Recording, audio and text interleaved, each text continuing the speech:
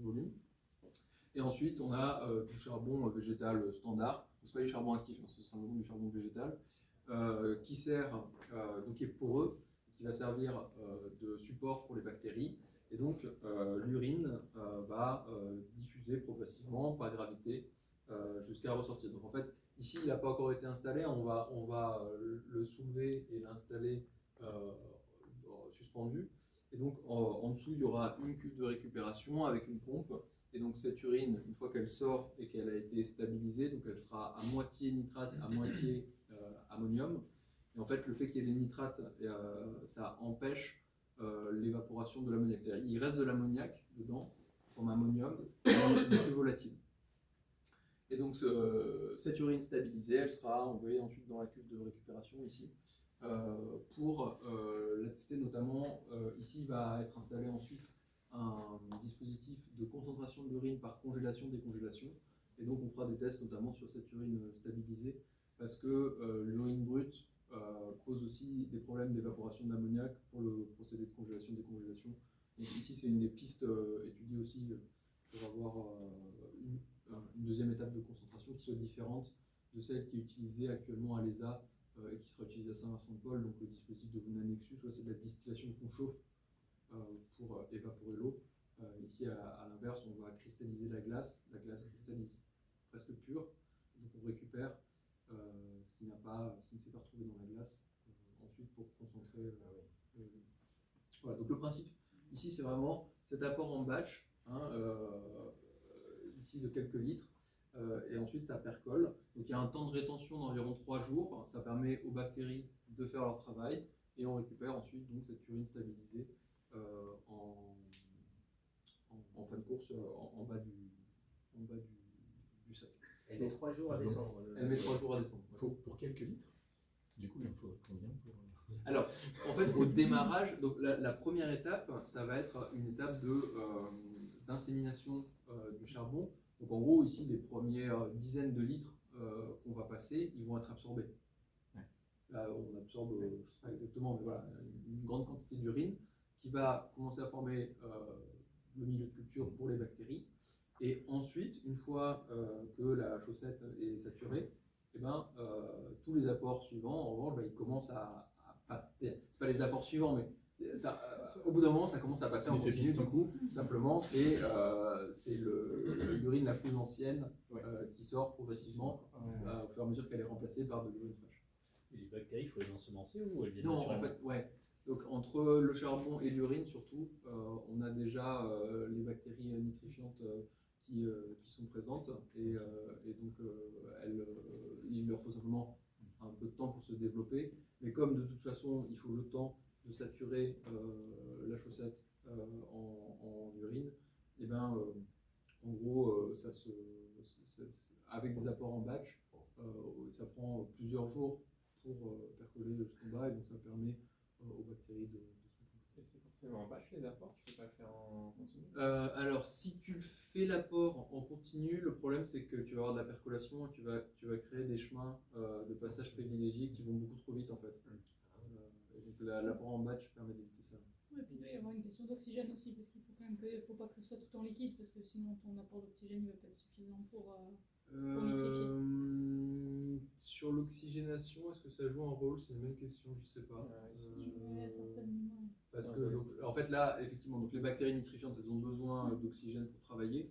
Et donc ici, le charbon étant un milieu poreux, ça va permettre un passage de l'oxygène suffisamment efficace. Alors peut-être qu'effectivement, le fait que ce soit un apport en batch va contribuer au fait que, par effet de succión, d'une certaine manière, tout le volume qui est déplacé va conduire à une entrée d'oxygène dans le milieu, donc c'est possible que ça joue un rôle. Ça a aussi développé d'autres bactéries qui pour le coup font dénitrifier si c'est pas alimenté en oxygène. Oui, tout à fait. Et alors du coup, batch, c'est il faut un démarrage, mais en fait en mode nominal, c'est toujours un batch de quelques litres. Oui. Effectivement. Et donc c'est une chaussette comme ça traite environ 15 litres par jour. 15 litres par jour. Et au niveau des odeurs, avec le charbon, on pense que ça va pas sentir ou je sais pas. Alors en fait, comme l'urine est nitrifiée, alors bon, déjà en fait, le charbon a vraiment un très fort effet absorbant, surtout, comme l'apport se fait quand même de manière relativement régulière, la nitrification, elle se fait au fur et à mesure. Donc on n'a pas de perte d'ammoniac fort, il n'y a pas d'odeur d'ammoniac associée en fonctionnement. Là, c'est rempli de charbon.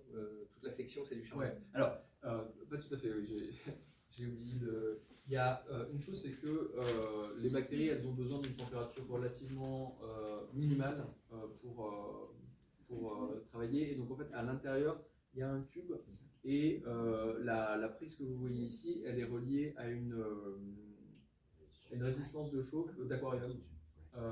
Pour permettre de garder, si jamais la température descendait, bon ici C'est combien de degrés là? c'est 23.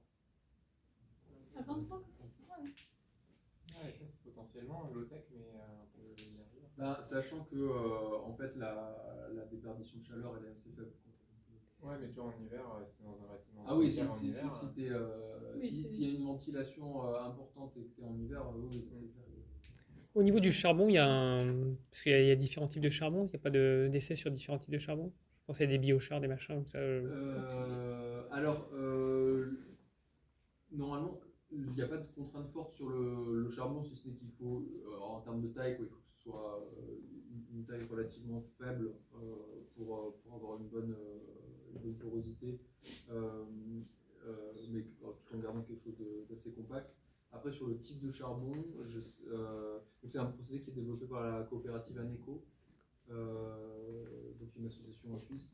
Je ne sais pas s'ils ont testé différents types de charbon. A priori, je dirais que normalement, ça ne devrait pas changer grand-chose, mais voilà, c'est quoi? C'est le charbon de bois basique là? Voilà, c'est ça exactement.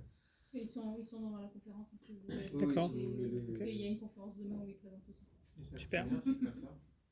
Alors là, je ne sais pas du tout. Ouais, c'est pas grave. Je ne sais pas si je crois pas que ce soit marqué. Mais l'idée, c'est que parmi les traitements de l'urine, c'est vraiment ce qui se fait de moins cher, quoi. D'accord. C'est vraiment juste du charbon. C'est pas du charbon actif, donc pas très cher. Ça, c'est des trucs que vous trouvez dans l'industrie. Ça, c'est un bac de plantes, un peu fleur, et une résistance d'aquarium. Et vous récupérez comment on voit? Donc ici, pour l'instant, il est posé, mais donc l'idée, c'est qu'il est levé, et ensuite, il y a simplement un bac de récupération Ah ouais, d'accord. et une pompe de relevage pour aller alimenter la culture. Et il y a des recommandations sur tout ce qui est ventilation justement Alors pour l'instant, donc c'est un procédé qui n'a pas encore été homologué, il est encore expérimental. Et donc pour l'instant, en termes de recommandations, non, il y a rien de spécifique. Et l'idée, c'est que ce soit branché à des toilettes, c'est ça? Oui, c'est ça. Donc l'idée, c'est d'avoir vraiment des toilettes qui arrivent sur une cuve de stockage intermédiaire pour pouvoir ensuite faire l'alimentation en batch. Et là, Est-ce dans ce cadre-là, c'est salé par directement relié, c'est celui qui est derrière qui viendra alimenter celui-là. Alors ici, en fait, on le verra, vous le verrez tout à l'heure, parce que moi je vais rester là, mais vous le verrez tout à l'heure sur le point d'apport volontaire d'urine. Il y a une pompe, et donc en fait, on reliera le point d'apport volontaire à cette cuve-là pour l'alimenter. Mais on peut imaginer un truc purement gravitaire et le batch il se fait qu'à chaque fois qu'il y a quelqu'un qui fait du pied. Ça, oui. Alors pour l'instant, il me semble que c'est pas installé. Il faudra vérifier avec les personnes de Nico, comme il n'y a pas d'homologation, je crois que c'est pas installé sur des vrais bâtiments avec beaucoup de personnes. Si, il y en a. Il y en a à un. Genève, ouais. À Crécy, il y en a. À Crécy, il est installé. Et dans plusieurs bâtiments. Ouais, Ok. maintenant, il y en a dans certains où il y en a un, et certains où il y a un local avec 6. Et tu sais du coup s'ils ont un. Non, c'est toujours en bâche parce que je crois qu'il y a une histoire que c'est plus Régulier. régulier, parce Ouais, que c'est sinon ça. t'as rien la nuit. Ouais, c'est ça. Le Ouais, jour ils après c'est utilisent, trop. Il va y avoir ces chemins Il y a préférentiels. quelqu'un physiquement qui va. Non, c'est automatique. Non, c'est là-bas, c'est un bâtiment qui est connecté que en toilette sèche. Chacun a son composteur pour les matières sèches et les urines vont là-dessus. Le batch qui est là, bon. Non, c'est un procédé automatique. Ah, ok. Il y a une électrobase dedans.